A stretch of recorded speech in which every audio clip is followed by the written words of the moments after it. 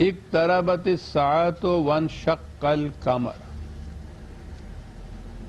یہ شق قمر کا معجزہ تو آپ نے سنے ہوں گے الفاظ.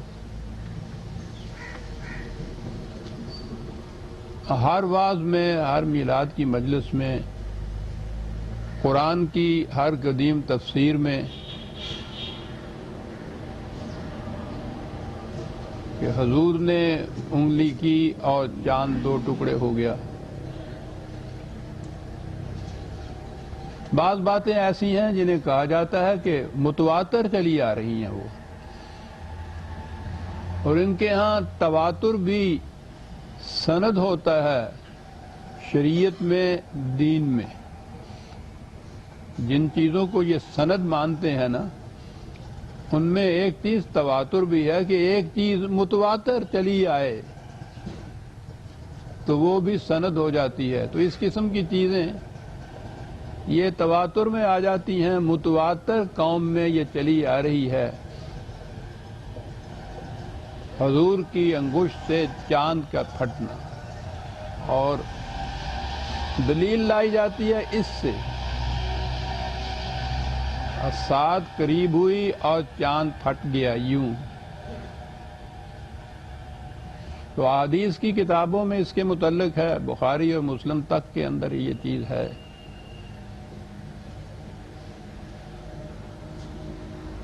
کہ ان کفار عرب نے آپ سے کوئی معجزہ مانگا تو آپ نے انگلی سے چاند کا اس طرح اشارہ کیا، چاند دو ٹکڑے ہو گیا. اب اس کے بعد اس کی تفصیل جو ہے اس میں ذرا اختلاف ہے. بعض روایات میں ہے کہ وہ آدھا حصہ اس کا پہاڑ کے ایک طرف اور آدھا حصہ پہاڑ کے دوسرے طرف ہو گیا. بعض میں یہ بھی ہے کہ آدھا ٹکڑا حضور کی بغل کے اس نیچے سے نکل گیا اور دوسرا ٹکڑا ادھر سے نیچے نکل گیا اور پھر جا کے مان گیا. تو گویا آپ کی انگلی کے اشارے سے چاند کے دو ٹکڑے ہونے کا جو معجزہ ہے، یہ شروع سے آخر تک یہ تواتر سے چلا آتا ہے، جسے ہم کہتے ہیں شق القمر کا معجزہ حق نے تجھے ادا کیا. اس میں آگے پھر اختلاف ہے روایات میں بھی، تفسیر میں بھی. بعض کہتے ہیں کہ یہ واقعہ ہوا تھا حضور کی زندگی میں، آپ نے معجزہ دکھایا تھا. بعض کہتے ہیں کہ نہیں، یہ قیامت کے قریب ایسا ہوگا،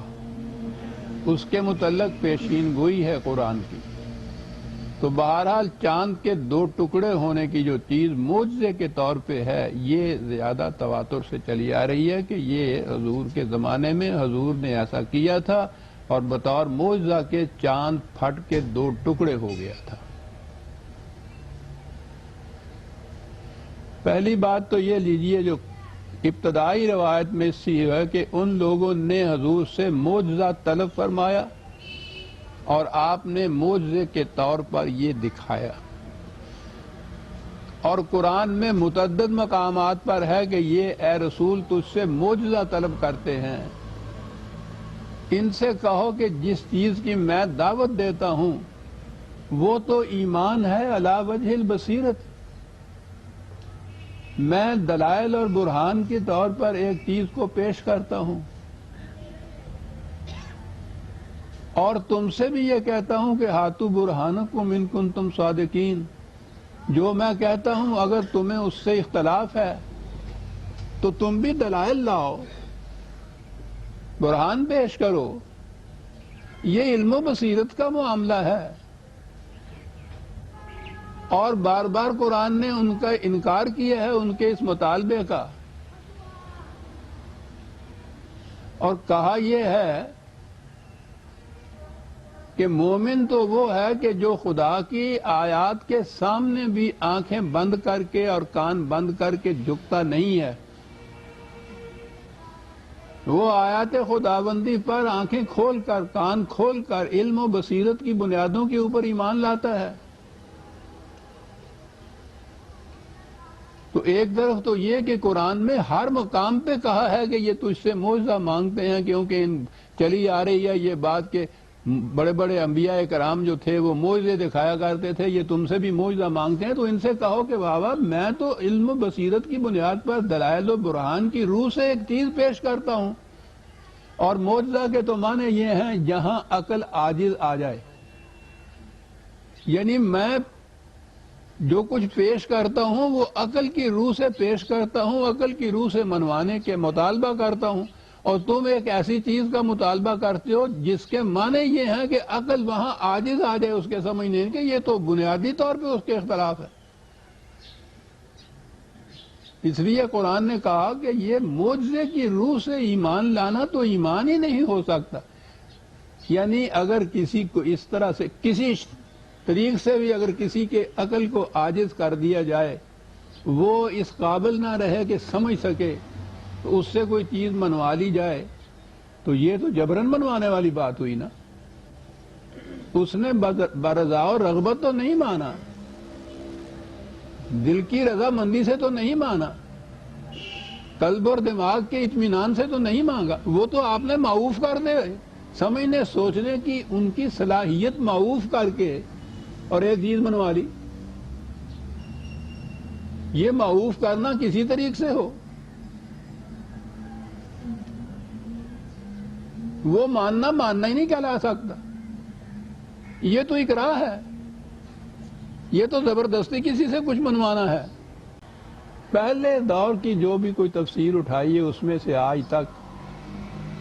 اور اپنے دور میں آپ دیکھیے کہ جس جگہ بھی آپ کوئی واعظ سنیں گے، کوئی میلاد کی مجلس ہوگی، شق القمر کا معجزہ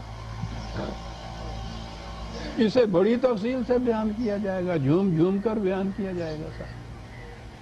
یعنی حضور کی جو عظمت ہے اس کی دلیل میں ایک چیز یہ پیش کی جائے گی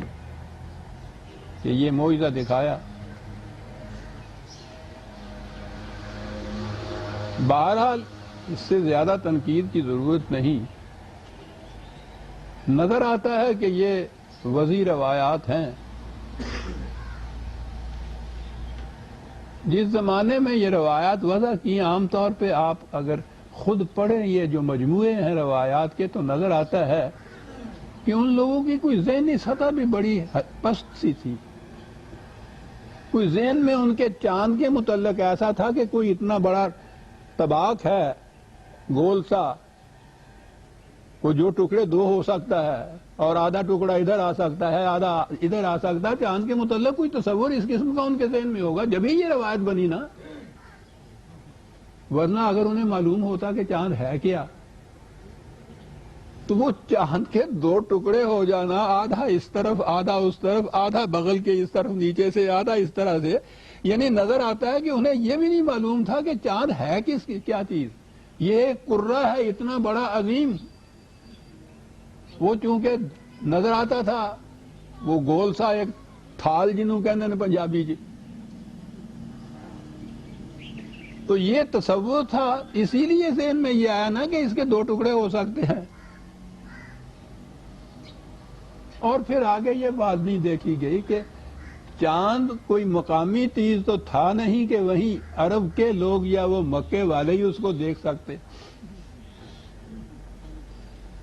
وہ تو آسمان پہ نکلا ہوا پوری آدھی دنیا کم از کم جہاں تک وہ چاند نظر آتا ہے تو وہ تو چاند تو دیکھتی ہے، اگر کسی وقت میں ایسا ہو کہ چاند آسمان سے دو ٹکڑے ہو کے یہ نیچے گرے، پھر اس کے بعد اوپر جا کے پھر دو ٹکڑے ملے، تو وہ تو آدھی دنیا کم از کم اس کو دیکھ لی، کسی اور نے دیکھا نہیں، جنہوں نے دیکھا جس مقصد کے لیے ان کو دکھایا وہ مقصد پورا ہوا نہیں، وہ ایمان ہی نہیں لائے۔